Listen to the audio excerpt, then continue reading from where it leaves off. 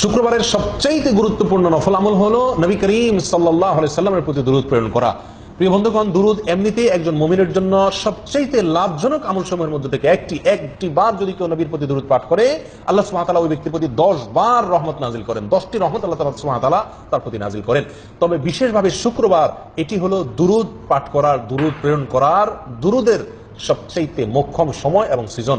নবী সাল্লাল্লাহু আলাইহি সাল্লাম সূরা আবু দাউদের এক হাদিসে জুমার দিনের ফজিলত এবং মর্যাদার কথা বলতে গিয়ে একটা পর্যায়ে এসে বলেছেন, ফাআকসিরু আলাইয়া মিনাস সালাতি ফি। সুতরাং শুক্রবার আসলে তোমরা আমার প্রতি বেশি বেশি দুরূদ প্রেরণ করবে, দুরূদ পাঠাবে, দুরূদ পাঠ করবে, আল্লাহ সুবহানাহু ওয়া তাআলার কাছে প্রার্থনা করবে, দোয়া করবে আমার জন্য।